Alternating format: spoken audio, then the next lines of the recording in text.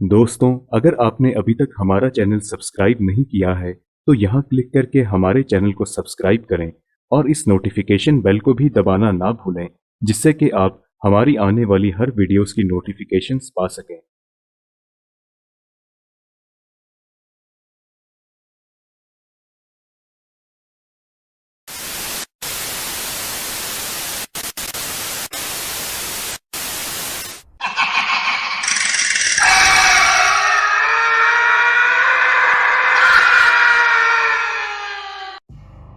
ये घटना जिस व्यक्ति के साथ घटी उससे तो मैं कभी मिला नहीं और मिलता भी कैसे, क्योंकि ये घटना आज से 50-60 साल पहले घटी थी। इस रोचक दैवीय घटना को सुनाने से पहले मैं आप लोगों को बता दूं कि लोगों की माने तो एक मरा हुआ व्यक्ति लगभग 7-8 घंटों के बाद जीवित हो गया, और वो भी उस समय जब उसकी चिता में आग लगाई जाने वाली थी। खैर, यहाँ आप ये भी कह सकते हो कि शायद वह आदमी मरा ही ना हो, लेकिन लोगों की सुने तो चिता पर से घर आने के बाद उस व्यक्ति ने जो बातें बताई उससे सब लोग हिल गए, क्योंकि उस आदमी ने डंके की चोट पर बताया कि वो सच में मर गया था और उसे यमदूतों ने यम के कहने पर दोबारा वापस लाकर छोड़ दिया।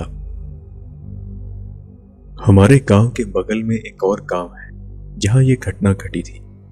वहां एक पंडित जी रहते थे, लगभग 70 साल के पर एकदम चुस्त। एक बार वह अपने घर के दरवाजे पर ही चौकी पर बैठकर धूप सेक रहे थे। दरअसल बात यह थी कि सर्दी का मौसम था और कड़ाकी ठंड पड़ रही थी। दोपहर का समय था, पर लोगों के शरीर की कंबन जाने का नाम ही नहीं ले रही थी। अचानक पंडित जी के शरीर में एक अजीब सी हलचल हुई, और इससे पहले वो कुछ समझ पाते या अपने आप को संभाल पाते, वह चौकी पर से नीचे गिर गए। पास में ही उनकी नातिन खेल रही थी। वह दौड़ते हुए घर में गई और अपनी मां को बुला लाई। फिर तो रोना चिल्लाना शुरू हो गया, और देखते ही देखते लगभग पूरा गांव वहां इकट्ठा हो गया। गांव के कुछ बुजुर्ग लोगों ने पंडित जी के शरीर की जांच पड़ताल की, और उन्होंने देखा कि पंडित जी तो एकदम ठंडे हो चुके हैं। अब लोगों ने उनके अंतिम संस्कार की तैयारी शुरू कर दी। तैयारी करने में लगभग शाम हो गई, और अब पंडित जी की लाश को लेकर लोग नदी के किनारे गए। ठंड का मौसम होने के कारण सब लोग जल्दी जल्दी चिता साजने लगे। बैलगाड़ियों पर से लकड़ी वगैरह को उतारकर चिता सजाई गई।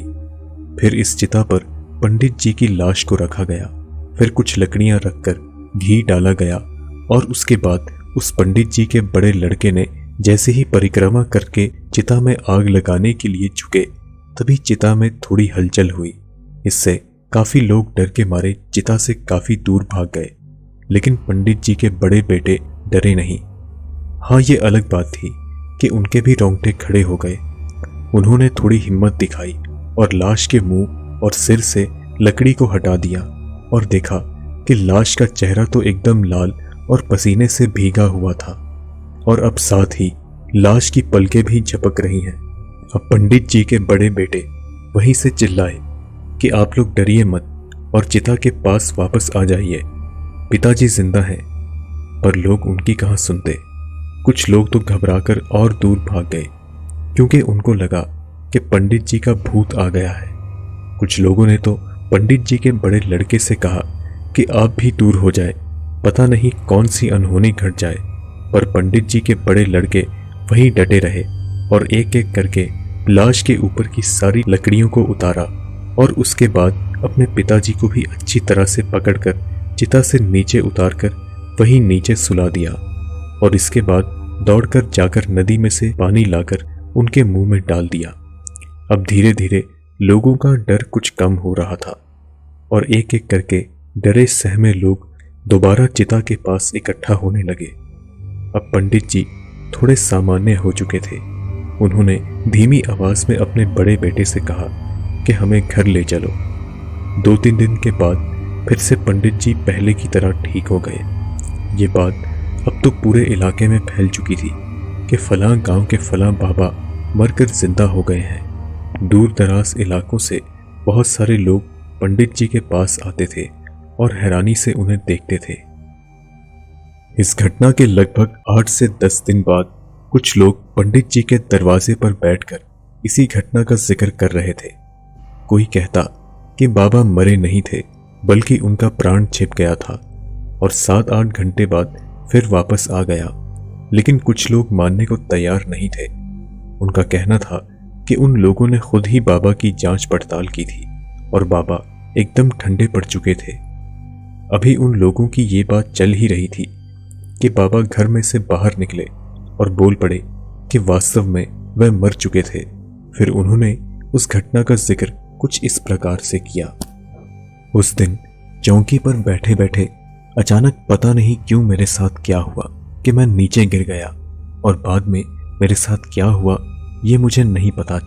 पर कुछ समय बाद मुझे अचानक ये लगा कि मुझे कुछ लोग उठाए ले जा रहे हैं। वे लोग आपस में कुछ बात भी कर रहे थे, पर मेरी आंखें बंद थी। अब मैंने धीरे धीरे आंखें खोली तो देखा कि 2-3 लोगों के साथ मैं उड़ा जा रहा हूं। वो लोग कौन थे ये मुझे पता नहीं। वे दिखने में थोड़े अजीब लग रहे थे और उनका पहनावा भी काफी अलग था। और हाँ, मुझे अब डर नहीं लग रहा था और ना ही मैं ये समझ रहा था कि मैं मर चुका हूं। मैं तो बस उन लोगों के साथ उड़ता जा रहा था। यहाँ एक बात और बता दूं कि जो लोग मुझे लेकर जा रहे थे उनके चेहरे अब मुझे याद नहीं है। आगे बाबा ने यह बताया कि कुछ ही मिनटों में वे एक दरबार में हाजिर हुए। ऐसा लगता था कि किसी राजा का दरबार है। बहुत सारे लोग बैठे हुए थे। वहां एक लंबा टीकाधारी भी बैठा हुआ था। उसके हाथ में कोई पांडुलिपि थी। मुझे देखते ही वह टीकाधारी राजगद्दी पर बैठे एक बहुत ही विशालकाय व्यक्ति से कुछ कहने लगा। उसके बाद उस विशालकाय व्यक्ति और उस टीकाधारी में 2-3 मिनट तक कुछ बातें हुई। फिर कुछ और लोगों को बुलाया गया और उन्हें मेरे साथ लगा दिया गया। फिर मुझे लेकर वो लोग दरबार से बाहर निकले। इस दौरान मैंने एक जो विशेष बात देखी वो ये थी कि उस राज दरबार में जितने भी लोग दिखे उन सब का एक आकार तो था, पर वे हवा जैसे लग रहे थे। मतलब हड्डी मांस के नहीं बल्कि हवा से बने थे। अब मुझे लेकर ये लोग जल्दी जल्दी एक दिशा की ओर बढ़ने लगे। मुझे कुछ समझ में नहीं आ रहा था और ना ही मैं कुछ बोल पा रहा था। मैं इन लोगों के साथ उड़ा जा रहा था। धीरे धीरे ये लोग अलग अलग दिशाओं में बंटने लगे और अब मेरे साथ केवल एक ही आदमी था और वो मुझे लेकर पहले घर पर आया और बहुत परेशान दिखने लगा। तभी उसके जैसा दिखने वाला एक और आदमी वहां पर प्रकट हुआ और मुझे लेकर चिता के पास आया। चिता के पास आने तक मैं संज्ञान था, पर उसके बाद क्या हुआ मुझे नहीं पता। और बाद में मैं जाग पड़ा और मुझे अजीब लगा कि मुझे चिता के पास क्यों लाया गया है। बाबा ने आगे कहा कि उन्हें यह लगा कि उस राज दरबार में वो टीकाधारी उस विशालकाय व्यक्ति से कुछ कह रहा है कि इसे क्यों लाया गया, किसी और को लाना था। खैर, जो भी हो, ये घटना सही हो या गलत, लेकिन पंडित जी को जानने वाला हर व्यक्ति यही कहता था कि ये घटना बिल्कुल सही है, क्योंकि बाबा कभी झूठ नहीं बोलते थे और अपने असूलों के बहुत पक्के थे। इस घटना के 5-6 साल बाद तक बाबा जिंदा रहे और अपनी इन यादों को लोगों को सुनाते रहे। एक बात और बता दूं कि फिर से जिंदा होने के बाद बाबा के जीवन में बहुत सारे बदलाव आ गए। किसी ने भी बाबा को ना तो गुस्सा करते देखा और ना ही बीमार पड़ते। बाबा का जीवन एकदम बदल गया। वह अपने से मिलने आने वाले लोगों से बहुत ही प्रेम से मिला करते थे। दोस्तों, आप मेरे इंस्टाग्राम अकाउंट पर मुझे फॉलो कर सकते हैं, जहां पर आप मुझे पर्सनली मैसेज भी कर सकते हैं।